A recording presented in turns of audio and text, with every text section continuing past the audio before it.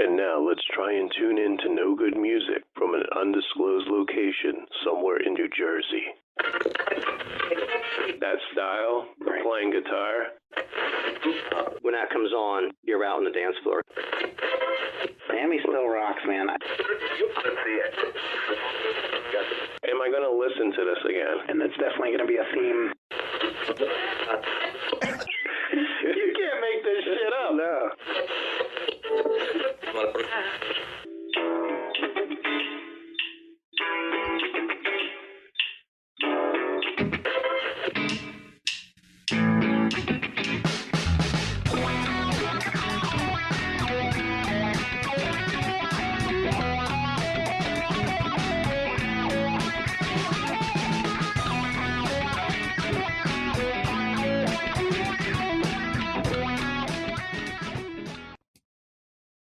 Hey everybody, this is Rob. And Jeremy. And I think we're on show 72. This is our Halloween show. And I know we only have like a week left of Halloween, but Jeremy's been pretty busy and I've been kind of busy. My fault. 100% my fault. Hey, real quick, I gotta say, that intro, that's one of my favorite things that you've done and created for the show. I love it. But I actually played that for my girlfriend, Kristen, one time. And for those who don't know, she's 6 years younger than me. She didn't understand the tuning in to get it just right. Yeah. Which was funny to me, but I mean, it makes sense because even I'm pretty young for that, but it's the generation that I love. Well, she so never I know had exactly what it means. Yeah, she never had a transistor radio or a car radio where you had, Right. And there's still, so I thought that was so funny. Yeah, and even now you don't tune in, you just go to the station. So, yep. So Jeremy, believe it or not, I think our last podcast I did with Matt, I talked about going to Kentucky, of all places, never been there before. And believe it or not, Jeremy just got back from Kentucky. So Jeremy, you were there for an autograph show, correct? Yes, I was. But did you get to sample any bourbon? I did. I had one mixed drink. I don't remember what the bourbon was, but it was really good. Okay. That would be sad if you didn't. If you, it was a house recommendation. I said I wanted something local, so they did give me something. Did Kristen try any bourbon?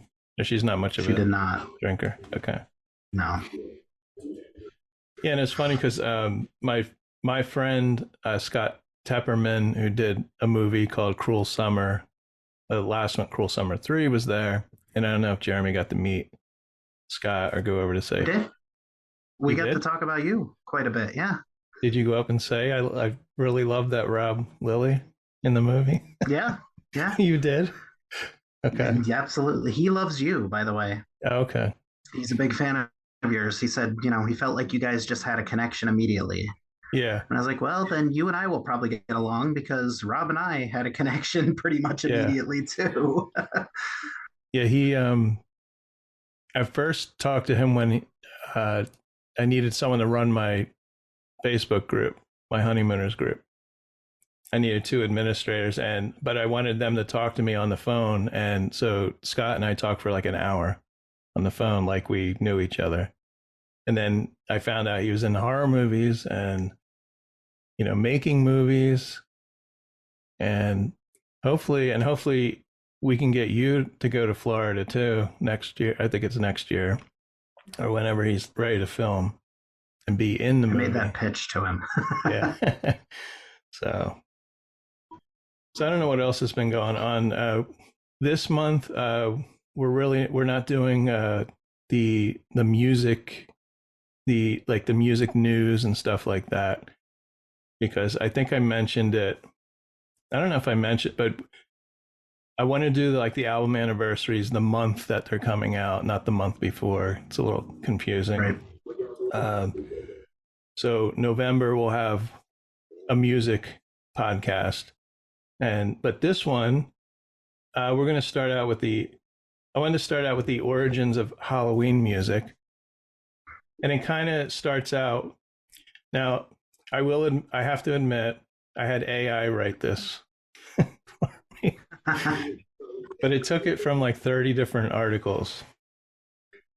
And what I did was I did edit this down, and I will post where this came from. There's like 10 different sources, but I won't go through them. We're gonna, because like I said, when you hear this podcast, it's coming out on Saturday, and I think Halloween is Wednesday. But you can listen to this after, Halloween. And I think it's on Thursday, actually. Oh, okay. But not that it matters.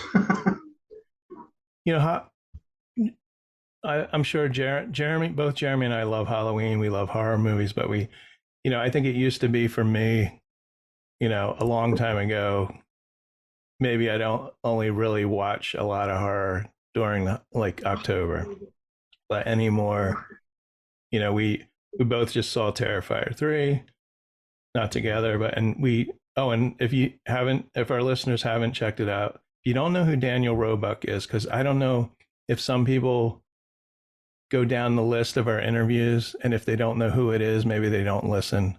But Daniel Roebuck, he's been in over 250 different things, TV, movies, but mainly Terrifier 3, which was the #1 movie. I don't know if it still is. And you don't have to like horror. We kind of cross over. We do ask him some music questions at the end. And I think Jeremy's going to have that up on his soon. So anyway, let's start out. We're going to start out with the origins of Halloween music. And then we're going to go into bug movies. Bug, not animated, not the movie Bugs, but horror bug movies.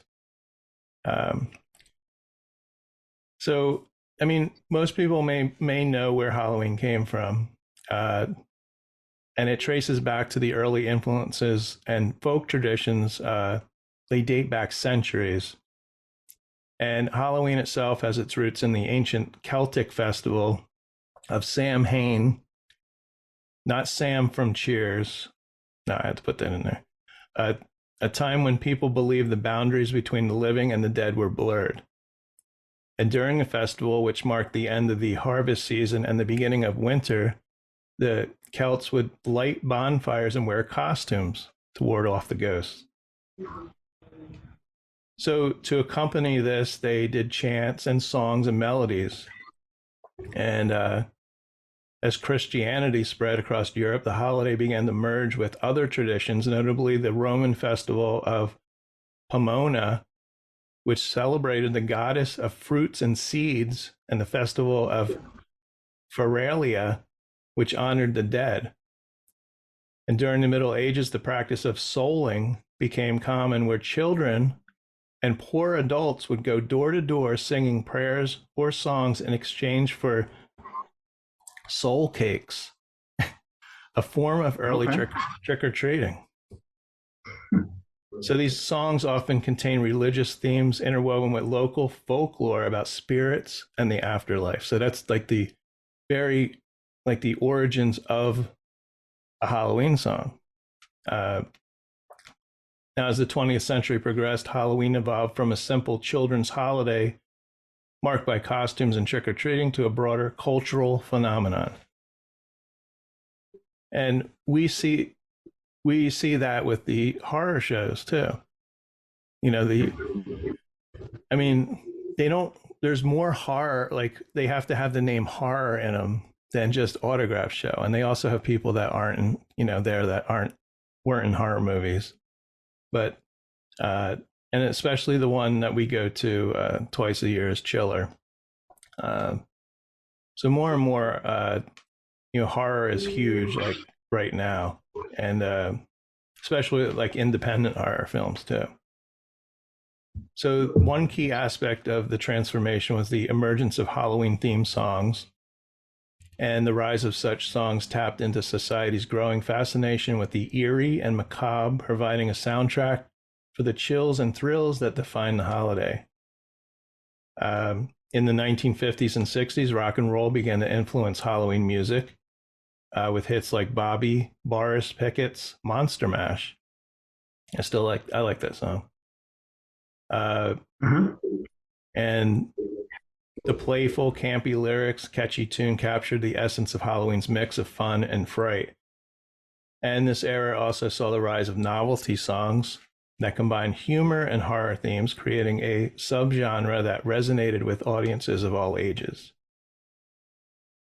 Iconic Halloween songs have long held a special place in both popular culture and the annual festivities of trick-or-treaters and partygoers alike.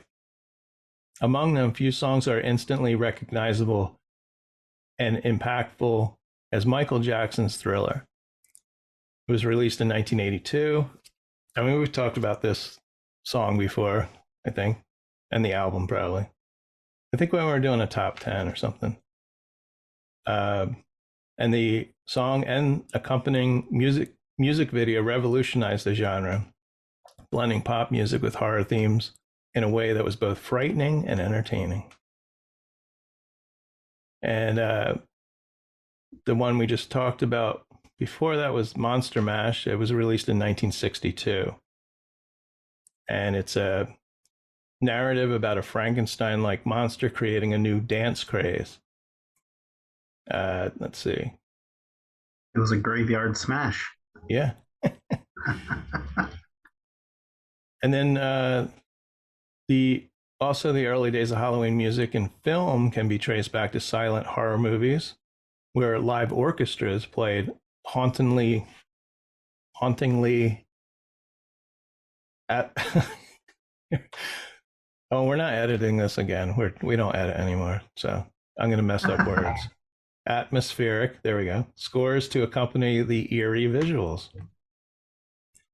And with the advent of sound in cinema, iconic compositions such as Bernard Herrmann's Screeching Strings in Psycho set new standards for evoking fear and suspense. I mean, can you imagine like that film when someone who first saw it in the theater, and I don't know, like you had the horror films of the 50s, but this was I think this was might have been a little bit more, like, because it was Hitchcock, more upscale, more graphic. I mean, right. And not computers doing stuff. See, this is what you don't hear usually. So anyway, the shower scene, and with the knife, that was the strings, in Psycho. And then the 1978 release of Halloween, which we both love, John Carpenter's minimalist, nerve-jangling score. It marked a pivotal shift towards synthesizer-driven soundtracks. And the era also saw the inclusion of rock and roll elements with films like the Rocky Horror Picture Show, infusing kitschy, campy tunes into the Halloween canon, therefore broadening the audience's musical palette. And we also see that with in Terrifier 2, especially with Clown Cafe. I don't know if you call that a horror song. It's in a but it's kind of goofy and silly, but underlying, it's like, it's not background music, but it leads up to violence. Yeah. Yep. I know it's more of a musical, but Little Shop of Horrors comes to mind as a good one that had kind of those horror aspects along with the musical aspects that blended very well. Yeah, that could be considered horror music. Then we had Tim Burton, composer Danny Elfman, The Nightmare Before Christmas. And then in recent years, there's been a surge in novelty and parody songs that take a lighthearted approach to Halloween themes.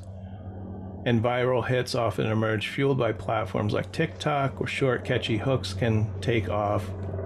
Additionally, movie soundtracks continue to influence Halloween playlists. I don't know if you hear the airplane or helicopter, whatever that is. Okay. Mostly, when I play the podcast back, sometimes you can't hear that stuff. The interview. That is not Mickey Rourke. Yeah, on his motorcycle. When we were interviewing Daniel Roebuck, there was a motorcycle, and when I listened back, it was really loud. But because it was on our track, I actually took that out, so nobody hears it. We might charge additional eventually. You can hear no, I'm just kidding. The stuff I cut out of the podcast. And then we had television show like Stranger Things. I don't know. Do you know if they're doing another Stranger Things? The kids are going to be. They've been filming for a while. Yeah. The kids probably have families now. The characters. Right. They're like, I mean, the one guy was like close to 30 when they started filming. So that's my little article there on Halloween music, and we don't have any lists on this one. In the past we've done that, but mostly we're going to talk about the movies, but we're going to take a little break, and we'll be right back, and we'll get into the bug movies.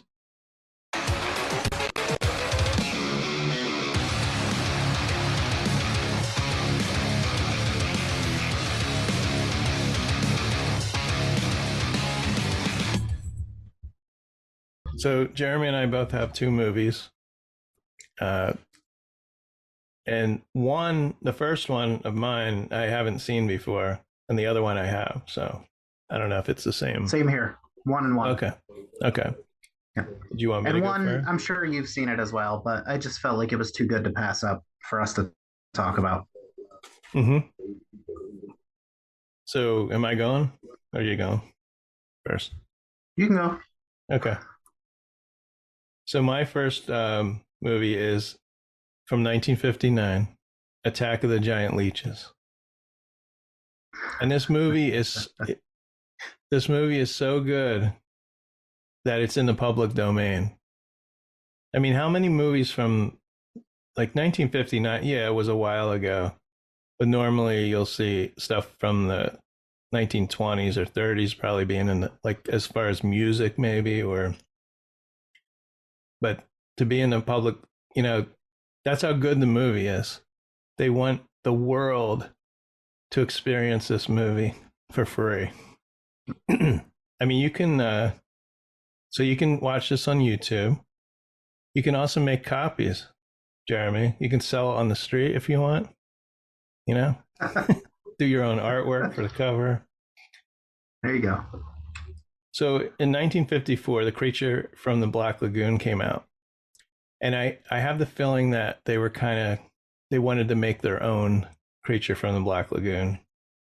This came out 5 years later. Now, apparently most of the town in this movie is men. There's like two women. Actually, in the movie, there's two women. There's like 10 men.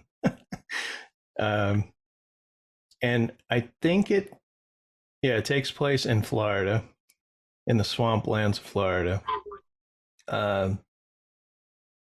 It's weird because the older men, this is supposed to be, I don't know if this is supposed to be 1950s. I think it is. But they're dressed like they're from the 1880s or something. They're like they're mining gold. Yeah. Hey, looky over there, Now let's see. So the budget for this was $70,000, which sounds like it could have been a lot in 1959. But I'm not sure where all the money went. The star of the movie now is Yvonne Vickers. And I don't know if you know that name, but she was in Attack of the 50-Foot Woman. which was a huge movie in the 50s. You never heard of that movie? I've heard of the movie. I've never seen it. They remade the movie, I think. I want to say they remake it like in the 80s, 90s. I want to say like Daryl Hannah was the 50-foot woman in the later one. I don't know. And now the other stars of the movie are giant leeches, of course. And the rumor is they used black raincoats or garbage bags to create the costumes. And there's giant suckers on these. I don't know what they're made of. So I still don't know. I don't know where all the money went in this movie. Maybe maybe for food, for the cast. Maybe like Mickey Rourke, maybe Yvonne Vickers wanted, $30,000, for a 7-night stay in a hotel or something. I don't know. So the beginning of the movie, a fisherman gets killed by a giant leech, and the town is in a tizzy. Then there's a bunch of guys hanging out. What looks like a general store. And one of the guys who shot at the creature, he's trying to describe it to his buddies. The coolest thing I ever seen. Had regular arms on it like a man. I mean, it was sort of different looking. Had suckers on them. Like one of them octopuses things. Great acting. Yeah. Octopuses things. So we soon find out that the hottest girl in town, her character's name is Liz Walker, is dating the fattest man in town. And I can say that because there's some things said in this movie about his weight. Now they seem to be living. I always find these movies amusing. That's the thing. Whether it's good or not, you be the judge, right? The quality is not great. Maybe there's a better transfer of this film. Maybe there's a Blu-ray out there you can get for $1. I don't know. But they seem to be living. I couldn't figure it out. It looks like a general store that they're all hanging out at, but there's a room off of it. There's a door like on the side, and that's where it seems to be. That's where they're living. There's a bedroom in there, right? Now, her husband, his name's Dave Walker. And unfortunately, because the guy was so heavy, the actual actor only lived to be 54, sadly. Now, I can't figure out why her character is with this guy in the movie. He either has money or, he's wealthy in other areas. And then, I don't know, like in the 50s, how much, there's not nudity in this movie, but I was surprised. Liz is sitting on the bed, or she's wearing a robe, and she like disrobes, and you can see her cheater print. I don't want to sound like a perv, but panties and bra. Like you can see her back, like her whole backside, not her butt crack or anything like that. But I was a little, it's 1959, so I think we're getting where women are showing more skin. But so we soon find out that Liz is getting a little action on the side with a guy named Cal. And they're laying out by the water, cuddling it up, laying out by the swamp there. Now, Cal, he's trying to get on Liz's good side by making fun of her husband, Dave. And here, this is what Cal says to her, right?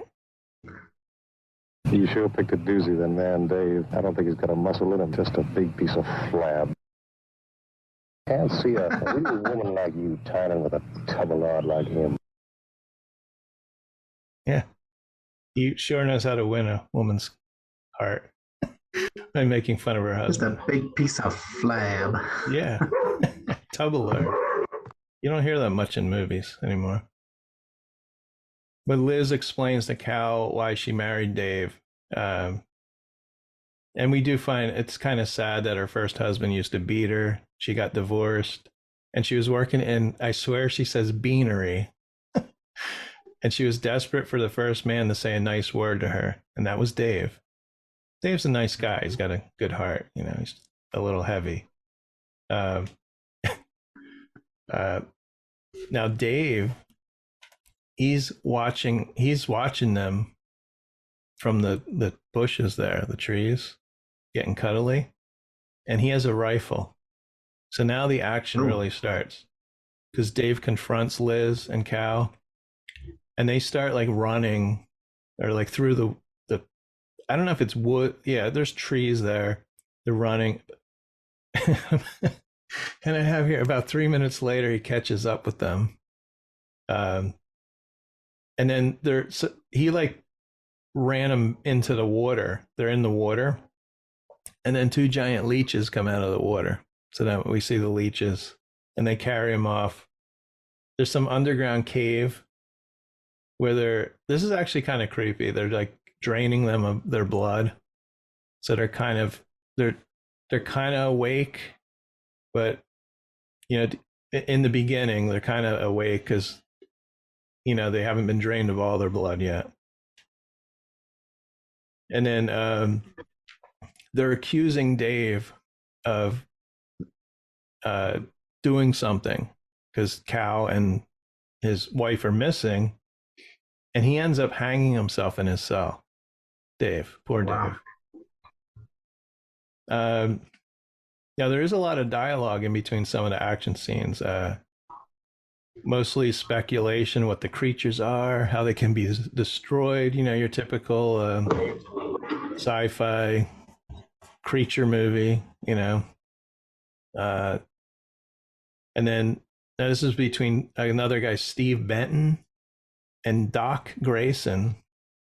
So Steve and his friend Mike, they go diving down into the water. We see it. Liz is still alive.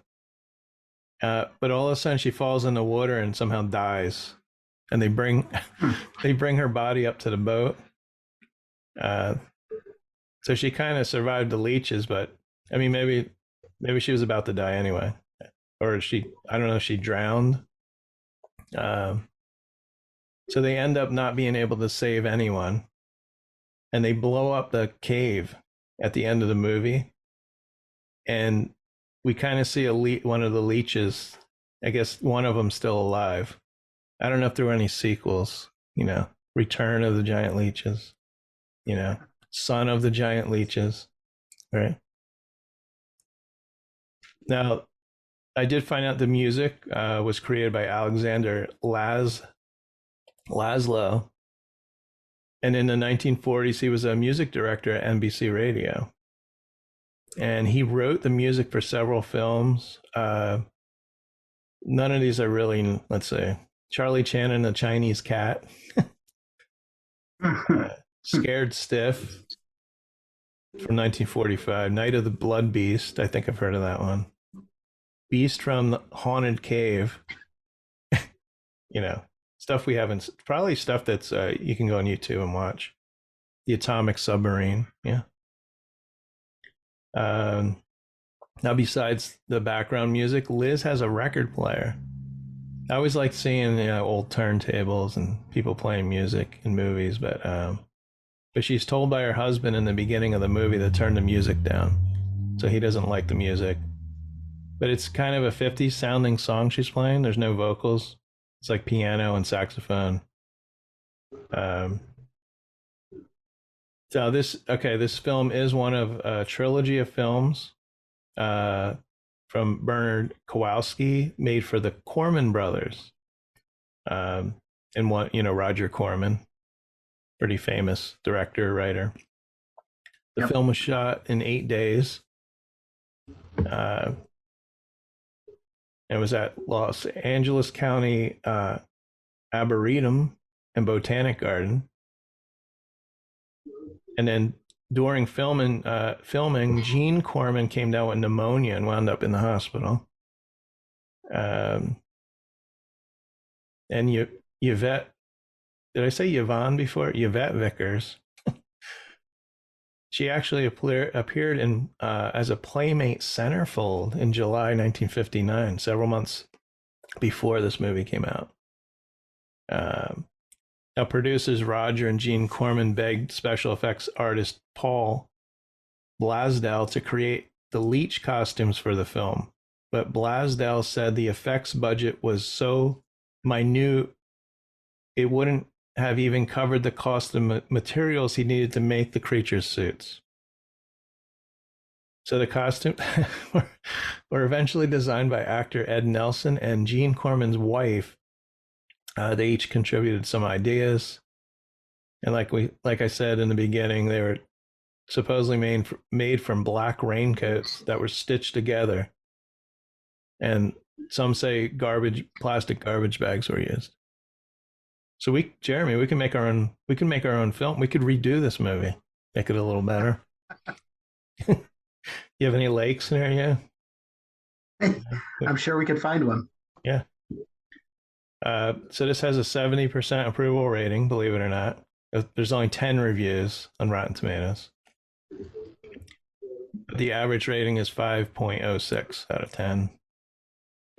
And film critic Leonard Maltin awarded the film 1.5 out of 4 stars, calling it a ludicrous hybrid of white trash and monster genres.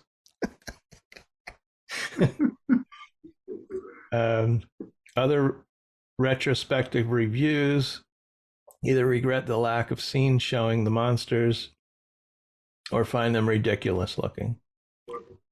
Oh, there was a remake.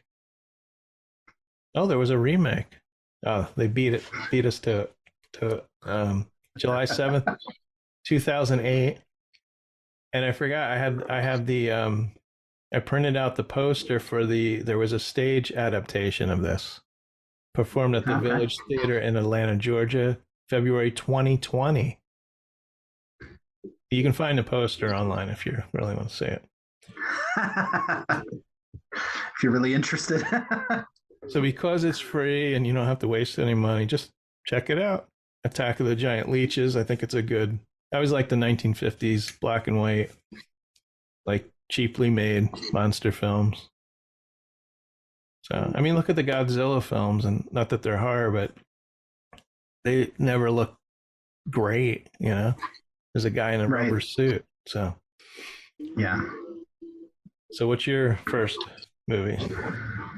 My first movie is the movie Parasite from 1982. Oh, I have a soundbite before you start, believe it or not, even though it's not in English. You sure picked a doozy then, man, Dave. I don't think he's got a muscle in him, just a big piece of flab. That was the wrong soundbite. Yeah. Wait a minute. Hold on. Okay, stop. I'm gonna have to edit that out. Now I don't know what hold on a minute. I have a soundbite. It's coming up. Hang in there. Hold on. If I can find oh my God. Where'd it go? Oh, here it is. I can't even see.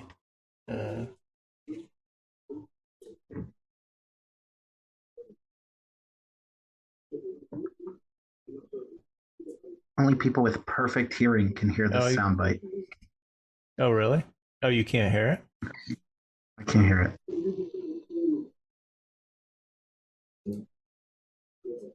Hold on. Okay, I got it. It's coming up.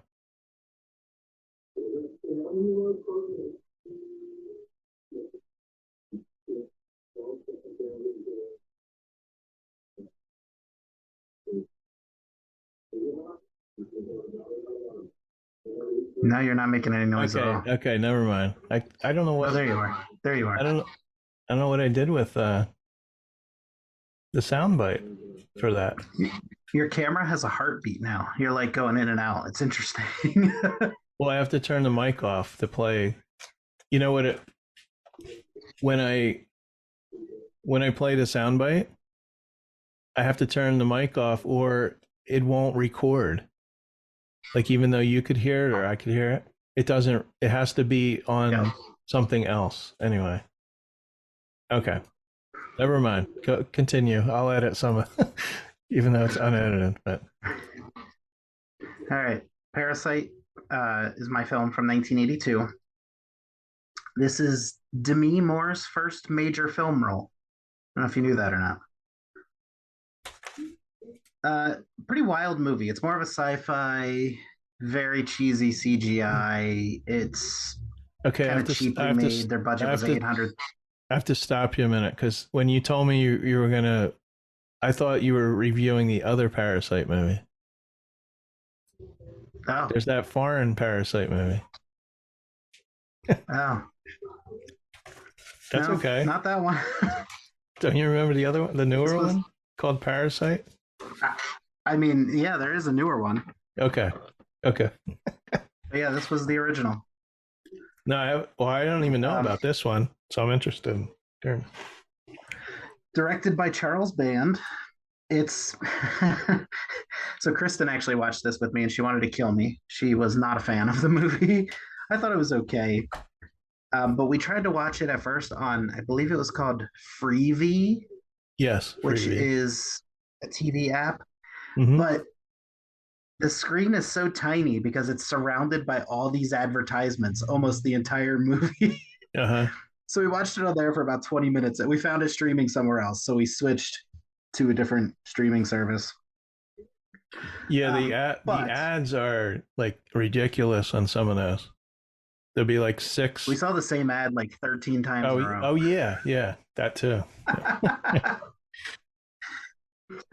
So you've got the main guy, he's Dr. Paul. He gets away from the merchants. So America is not run by the government, it's run by merchants. Mm-hmm. They're the bad people. You just see him at the beginning of the movie have this parasite kind of injected into his body. And he wakes up as if it was a dream sequence. But then we find out that he's on the run. And I don't know exactly where the movie took place, but it looks like they're out in like New Mexico or somewhere in the desert. He ends up in this town with a population of like 35 people. I don't even know that they had a police department. And the sign literally said like population 35 or something to that extent. Nice. But what cracked me up is there's a billboard that says something about 1992. Mm-hmm. So came out in 1982. So we're 10 years into the future. And knowing how 1992 worked out, nothing from this movie was accurate at all. He stops at a gas station and they don't accept cash. They only accept pure silver. Oh. That was the first thing that was hilarious. So he can only get like not even a gallon of gas. Like you see him pump like 6 or 7 pumps of fuel into his car. That's it. Mm-hmm. And he ends up at this hotel, which is this rundown, just junky hotel ran by, the local Batwoman or whatever. She gives him a room. Ultimately, he's trying to conduct experiments on the parasite that you saw at the beginning of the movie. Now, the parasite was created by the merchants to feast on, like, the workers who disobeyed or didn't want to listen to them, is kind of what I gathered. He's trying to come up with a cure to get rid of this thing. So he carries this parasite around with him because that's the only way he can perform his tests.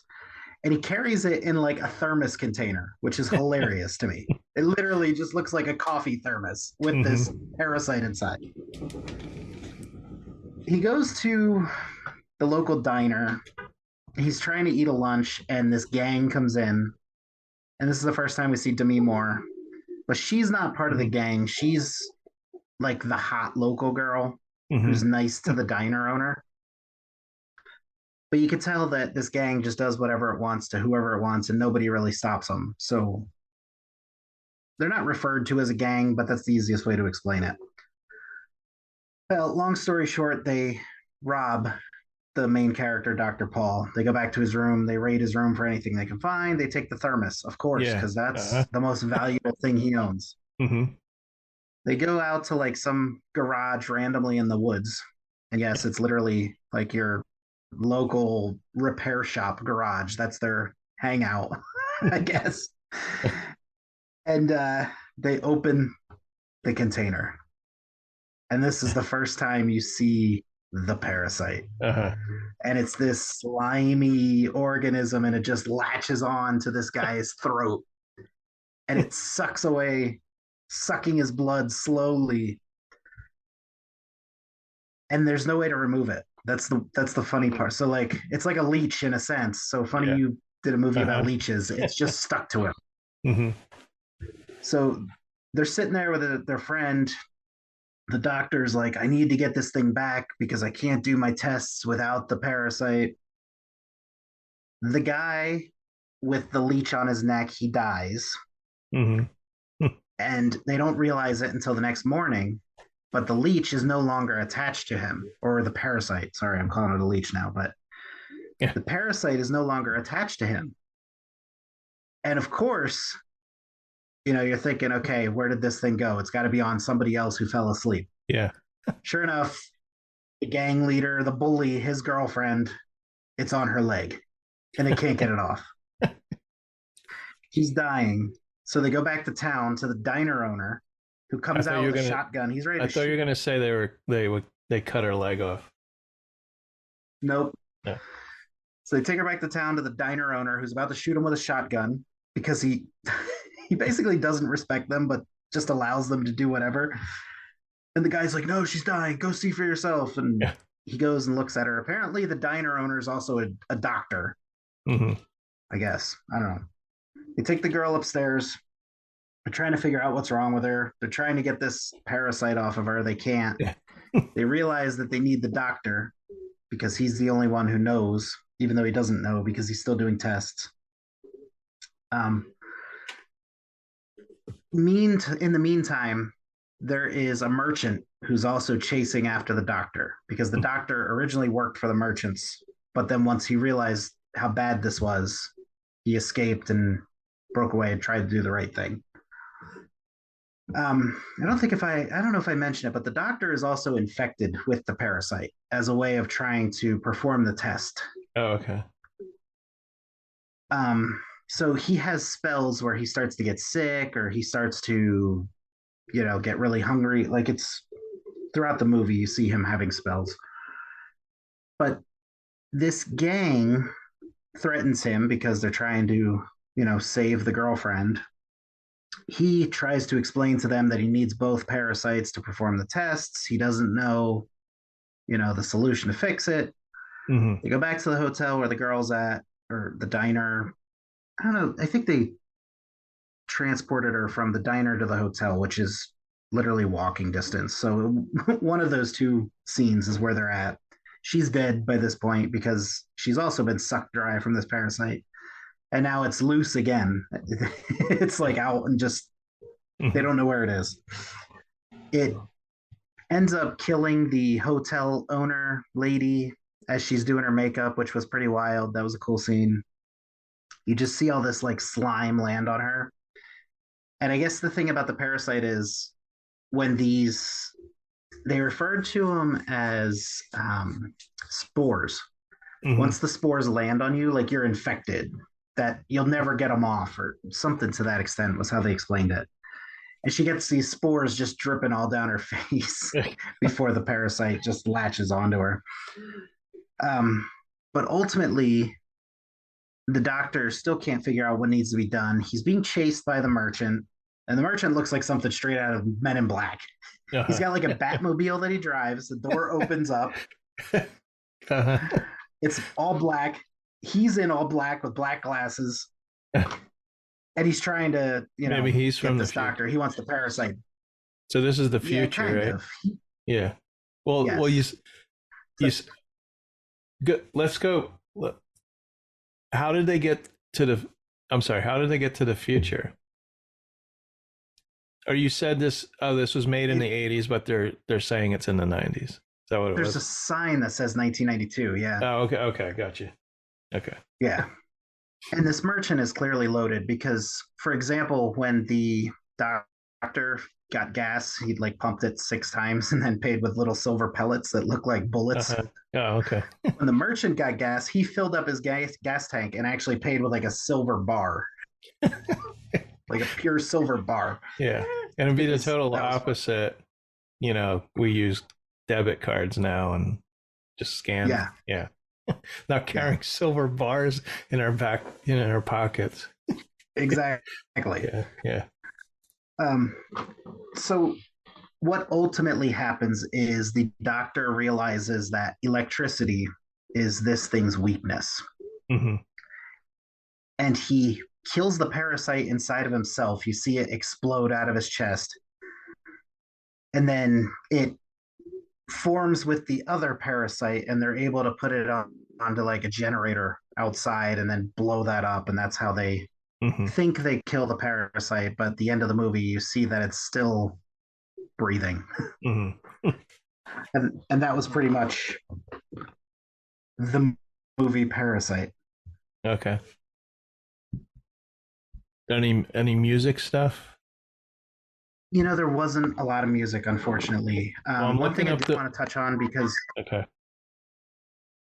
you mentioned it, but there was nudity in this movie very early. Okay. So Cherie Curry is also in this film. Because I'm looking up the cast. That name. Yeah, from the Runaways. Yeah. Yes. She is full on naked at the beginning of the movie. Now there's a guy. Like, oh, this is. There's another guy. There's a guy in the movie. In the pictures, he's got like really big glasses on, and he kind of looks like he could have. He kind of looks like the guy from the Cars, Greg Hawk, the keyboard player, kind of the nerdy guy in the Cars. But Freddie Moore, he was married to Demi Moore. That must have been where she got her name. Gotcha. Yeah, I don't know. It says Freddie Moore. Let me see here. And he was a musician. Yep. And he had a 1980 song, It's Not a Rumor, and he co-wrote it with Demi Moore. He had a band called the New Cats. It wasn't a chart hit, but it was on MTV. Yep. It's weird because I go to Demi Moore's page and it doesn't say that her name is any different. That's weird. I don't know. Yeah, so that was anyway. The musical connection there. I was going to mention Cherie Curry from The Runaways, but yeah, she's fully naked at the beginning too. Okay. Oh, and Vivian Blaine is in it. She was an old actress. She was the hotel owner, I believe. Okay. Yeah, she was in Guys and Dolls and Jitterbugs. Oh, yeah. Okay. Kristen didn't like the movie. I thought it was okay. I think also upon doing some research, like they thought that this might be a great idea to release it in 3D. I don't know if that actually happened or not. Okay. But I've never heard of that movie. Was it Demi Moore's first movie, you said? It was her first major role, yes. That's like Jennifer Aniston. You know who recommended that movie? No. Jordan Ladd. Jordan Ladd. She's in Cabin Fever. Oh, okay. Yes. Oh. Yeah. She recommended it to you or on social media or something?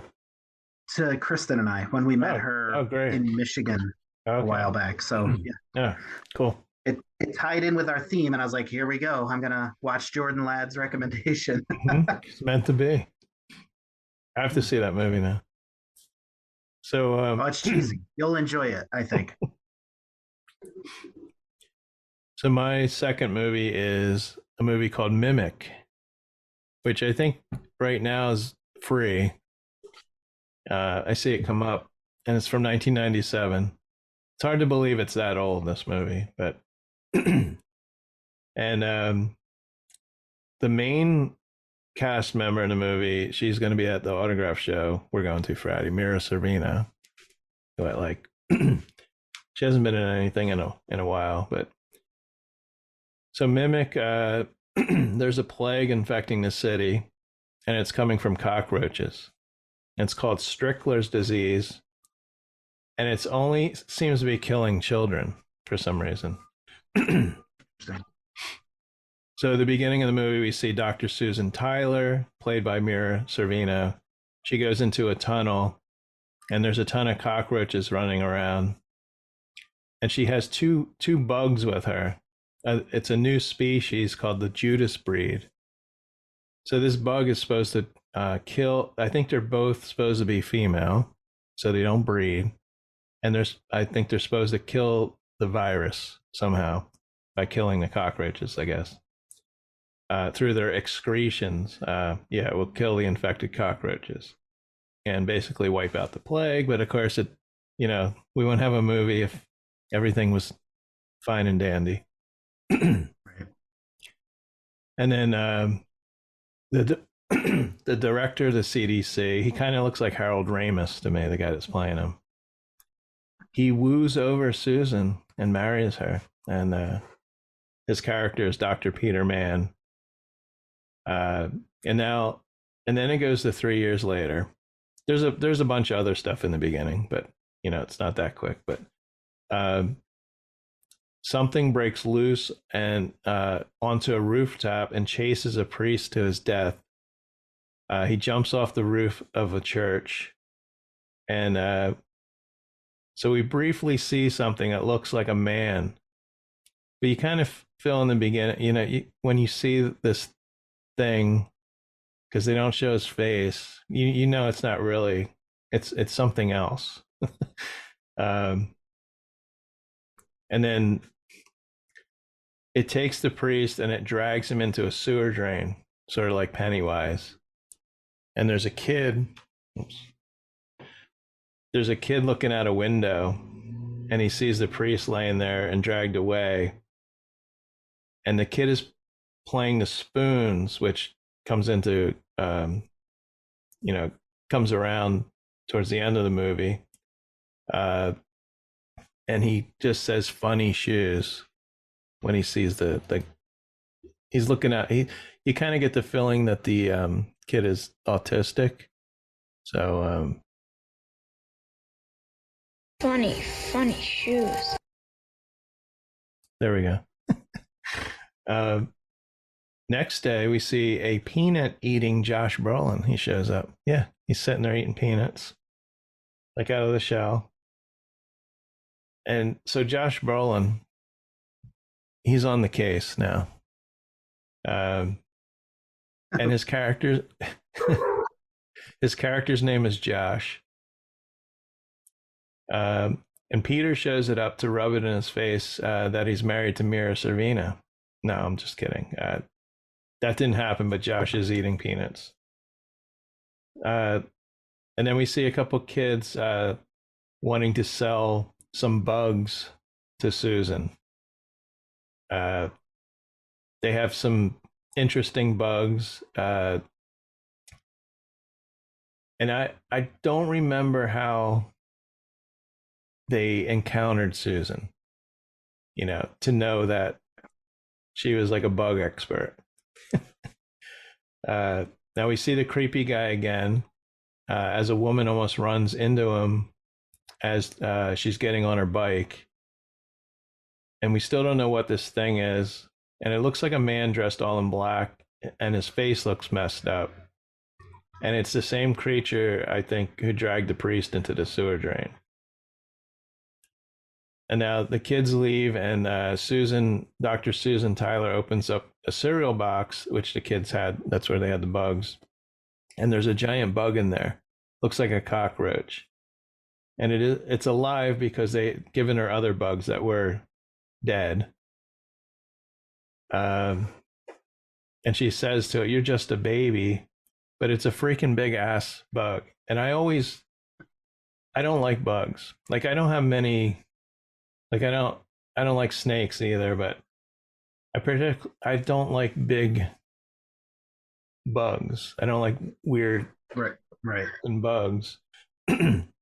The only bug, I was thinking about this, the only bug I think I like would be a praying mantis. because whenever I say praying mantis, you're not supposed to, you don't kill them, and you don't, you kind of let them be, and they're pretty friendly. Unlike a wasp or something, it's gonna attack you, or bees.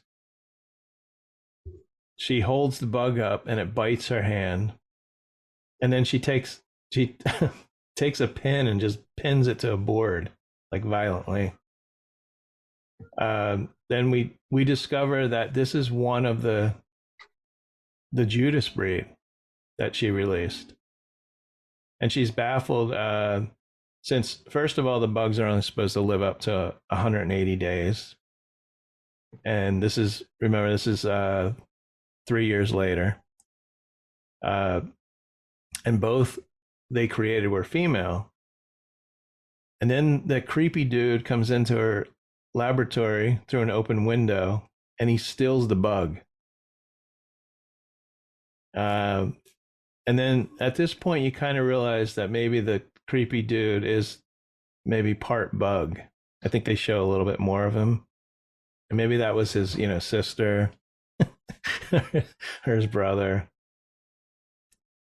And then Peter and Susan, they go looking around the subway station, and they stumble upon just the grossest bathroom you'll ever see. And they almost encountered the bug guy. And he seems to be getting, I have here, closer to becoming a giant bug, but we'll find out soon. And now these two kids who, they gave Susan the bugs, I don't know where their parents are, because they're in the city. They're just going, they're now in the subway, down in the subway, and they encountered the bug guy, and he's now a full grown, like a huge bug. He's got wings and a tiny bug head, and he attacks the kids and kills them. I assume he kills them. We don't find out.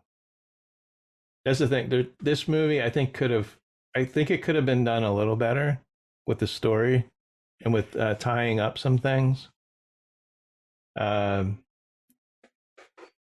then the other kid, the kid with the spoons, he gets attacked. This kid is, I don't know if he's an orphan. He follows around this guy, this shoe shine guy. I don't know if it's his grandson. He's pretty young. But now he's in a church, and he gets attacked by two of the bug creatures in the church. And then, believe it or not, Norman Reedus shows up. That's right. Daryl Dixon himself. And his character name is Jeremy in the movie. And all Jeremys I have here are always on the case. But he seems to be a collector of odd things, and shows Susan what he thinks is a lobster, but it's really one of the bug creatures, they find out. And then Susan pieces together. You're going to tell me it was really the rock lobster. Yeah. And then Fred Schneider shows up with his band. No. And then Susan kind of pieces together that the bug creature Norman Reedus found was once a human. And then I think one of the best scenes, it's very short, but she's down on the subway platform, investigating again. And one of the giant bugs just flies towards her and picks her up and takes her down into its lair. But that scene where the bug just like takes off and then picks her up like a bird, that's a great scene. So Peter, Josh Brolin, and some cop dude and a guy that looks like Geppetto go down into the sewer. And Geppetto looking guy is the shoe shine guy, right? He reminded me of Geppetto, like in Pinocchio. Yeah. So we find out the kids. I mean, maybe we found out earlier. The kid's name is Chuy, Chuy, and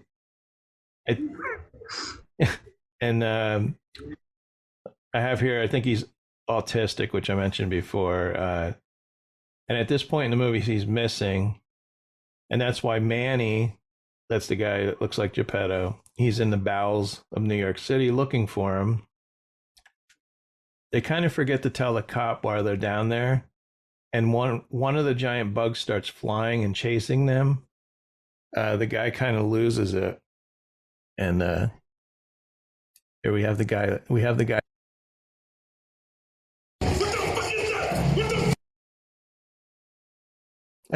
It's very short. He's saying, "What the fuck is that? What the fuck is that?" Now, Susan explains.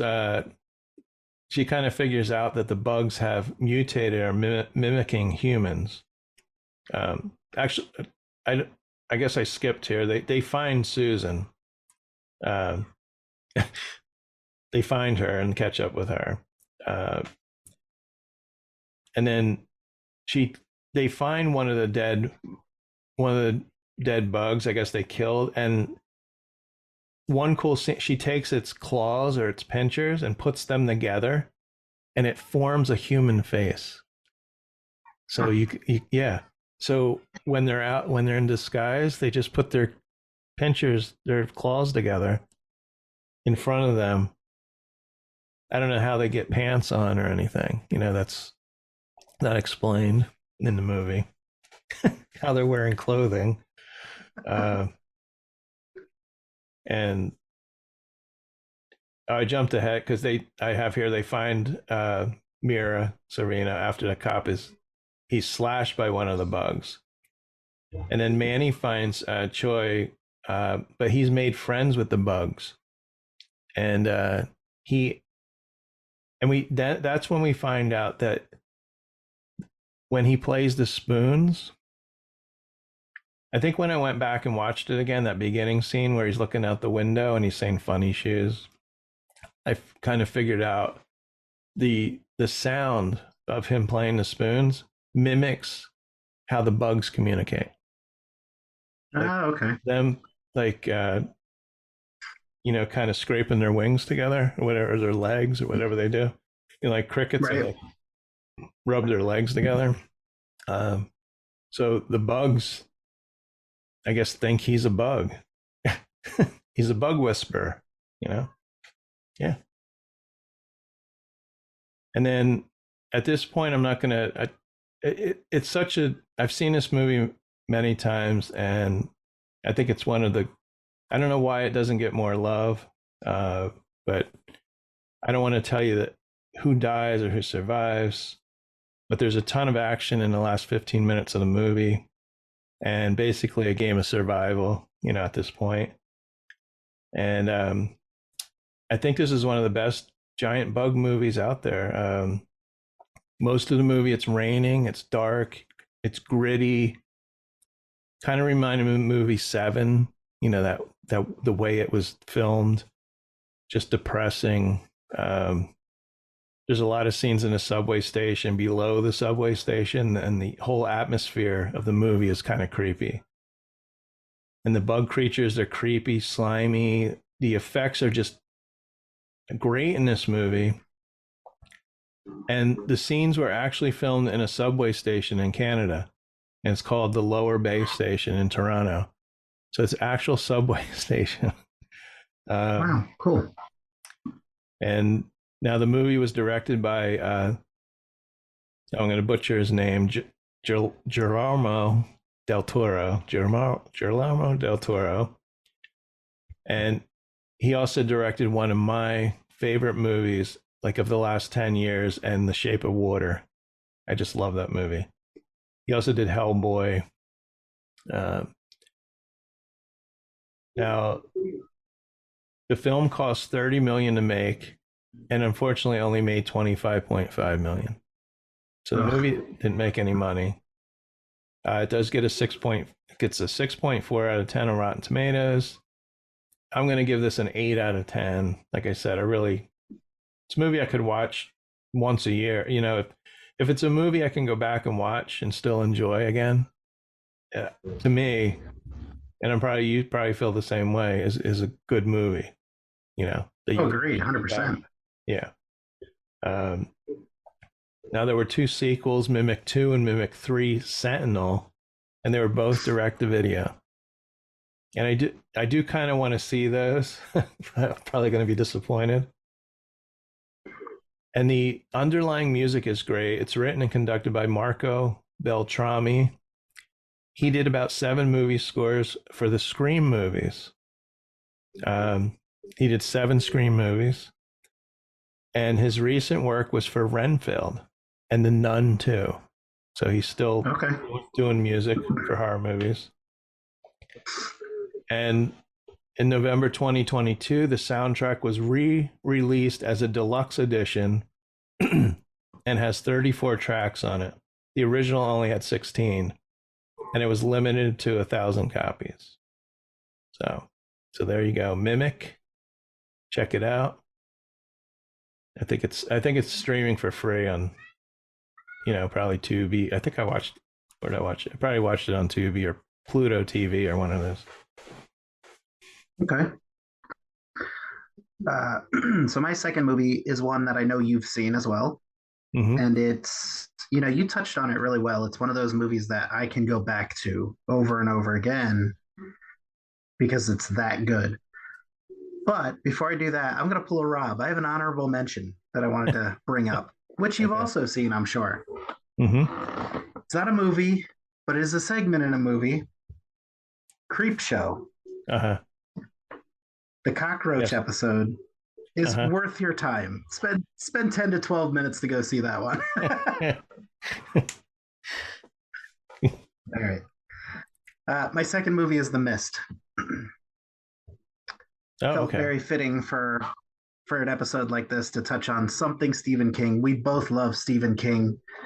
And a lot of people probably won't think of this as a bug movie, but there's a lot of bug relevance in it. Mm-hmm.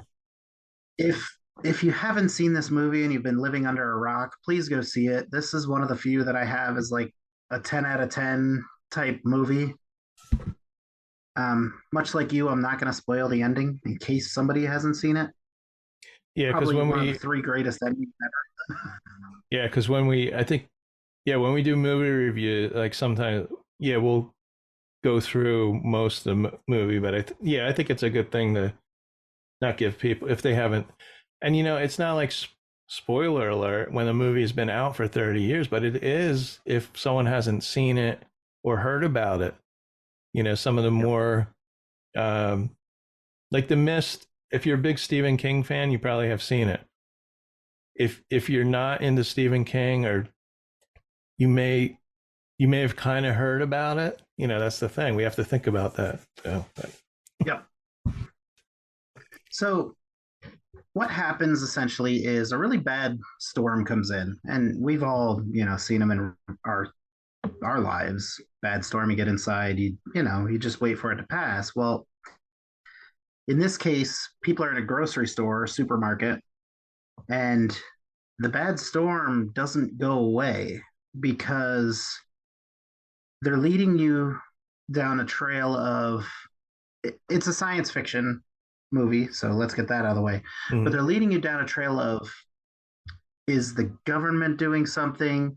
Are one of our Coast Guard, Marine Corps, Army, one of those groups, are they doing something? But essentially opening like a dimension or a portal to another dimension. So you have all these creatures in the mist. Is that a good way of kind of summarizing that? Mm-hmm. Oh, yeah. All right. So what starts off as panic, not total panic, but fear initially, slowly develops into panic because as all of these, people are trapped in the supermarket, whatever's on the outside can't get in. So they at least feel some sort of safety. But there's a few underlying storylines going on while all of this is happening. So some people don't believe in it. They try to go outside, they die. Pretty simply put.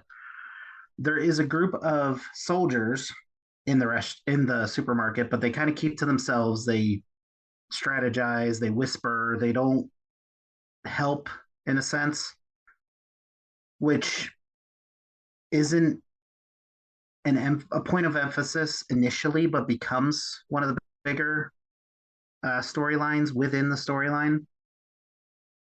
You've got kind of the town locals, and then you've got one of the most creepy women in horror that doesn't get the recognition for that title, but Mrs. Carmody, who's a psychic, or kind of your town loony bin type older woman. Mm-hmm. And she's the theorist of why this is happening. This is, the spawn of the devil. This is for all of our sins, that type of preacher. And everybody discards her for a while until she starts saying shit that basically just comes true.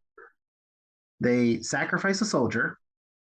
Once they do that, she's like, okay, the beast will go away because he's been fed and he's good. And nothing else happens for the rest of the night. You slowly start to see these town people worship her, in a sense. And this is where the bugs start to come in. There's actually an attack of these giant mosquitoes that come through the windows of the supermarket. Mm-hmm. And they either poison some of the townspeople, they kill them, but now they're vulnerable because the windows are busted in. And I don't remember her exact line, but she said something to the extent of, this is the equivalent of the locusts, like one of the final plagues from God.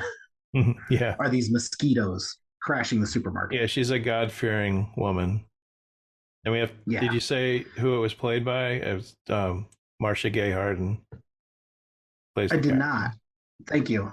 Thomas Jane is the lead male character, but yes, Marcia Gay Hart. She is phenomenal in this movie. Mm-hmm. Once these mosquitoes kind of get through the windows, they decide that they have to try and get next door to the pharmacy because they need medicine. And there's a group of, I want to say maybe 6, 7 young men, maybe 1 or 2 older men that go next door to the pharmacy. And there is all kinds of bugs in this pharmacy. There's the pharmacist is actually encapsulated in, he's like mummified in a spider web. Oh yeah. It's like a cocoon almost. Yeah. Yeah. And he's begging for them to help him, but he's gone. There's no way they're saving this poor guy. But they quickly realize that these bugs are actually shooting acid. So if they get touched with this stuff, it burns them. It actually cuts off their limbs almost immediately. It's like a razor knife in a sense. That was really cool CGI, and these bugs were really creepy. And they pop up. They did a great job between using the musical score and using the effects to keep you on your toes almost this entire scene. But they lose 2 or 3 people from their group. They get the medicine they need. They go back to the supermarket, and almost everybody at this point has now started to worship Mrs. Carmody, and they are now the outsiders for leaving and trying to come back. They quickly realize that they're not safe in the supermarket. They being the smaller group of Thomas Jane, Laurie Holden from The Walking Dead. You would recognize her. Mm-hmm. There's kind of this tight-knit group that stays sane, I guess you could say, throughout the movie. As they're trying to leave, they get threatened by the others who are trying to not let them leave because they're convinced that that's not what, God would want. There's someone else from Ultimately, Walking Dead in there. Carol. Who's that? Carol's in the movie. That's This is what happens when there's older movies, and when you see them, they haven't done much, and then once they're in something, then you go back and watch it or something. Yeah. Yep. Melissa McBride. You were right. Yeah. I forgot about that. But they eventually get out of the store. There's another maybe 10, 15 minutes from there, which I don't want to spoil, but quite possibly one of the greatest endings in theater, as far as I'm concerned. Just something you never in a million years saw coming, or at least I didn't. Yeah, it's a movie. I go back. I haven't seen it in a while, and the guy that directed it or produced it, Frank Darabont, who did The Green Mile. Oh, he directed it too. He's a great director, and he also, I just read recently, he worked on The Walking Dead, and it's such an awful experience. It kind of turned him off from. I don't know if he hasn't done movies since, but because I think he did the Stephen King novels justice. He did Shawshank Redemption, The Green Mile. There was a series of Stephen King movies that were just top notch, like The Mist. And I'd go back and watch that. And if you don't have something on the music, I have a little something here. It's from Wikipedia. It says Darabont chose to use music to minimal effect in The Mist to capture the heavier feel of the darker ending he had written to replace the one from the novella. He explains, sometimes movie music feels false. I've always felt that silent can be scarier than loud, a whisper more frightening than a bang. And we wanted to create a balance. We kept music to a minimum to keep that. Here's another word. Verite. It looks like a French word to me. Documentary feel. Yeah. Let's see. And he chose to overlay the song Host of Seraphim by the band Dead Can Dance, a spiritual piece characterized by wailing and chanting. Let's see. And he was a fan. As a fan of Dead Can Dance, Darabont thought that the song played as a requiem mass for the human race. And then the original score was composed by Academy Award nominated composer Mark Isham. And he did, River Runs Through It, Nell, some other good films there. And if you haven't seen The Mist, it's a great movie, and it's one of those, Stephen King. There's a lot of, not a lot, but some of his novels. There's a theme there that he uses a lot, and it's like being in a desperate situation with strangers, and where people turn. Like the other one is Storm of the Century, I think. I mean, they kind of know each other, or he'll have groups of people that are put in one place to try and work something out. It's a theme that's been used a lot, but The Mist, it works. And like you said, the effects are great. Unlike the Langoliers, I think of when you said effects were good. Yeah, I don't know what that was. So, yeah. But so I think that does it for Halloween podcast. Jeremy and I are going to Chiller Friday. This will be out the day after. We're gonna meet. I'm gonna meet my idol Corey Feldman.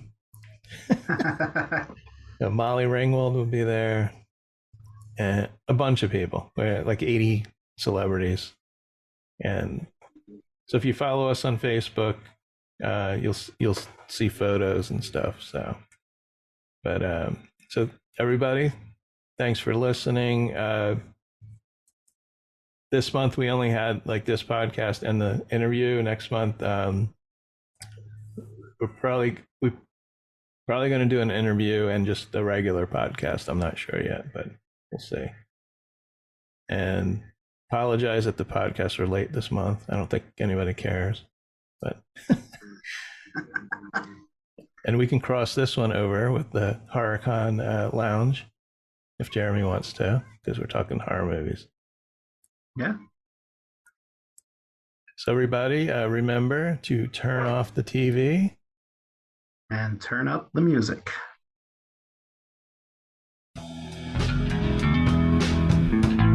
You've been listening to No Good Music. Today's show was produced by Rob J. Lilly and recorded live and unedited at the Did You Say 7 Studios in Washington, New Jersey. You can find No Good Music on Podbean, Apple Podcasts, Spotify, YouTube, and almost anywhere you listen to podcasts. Intro and exit music by the band 99%.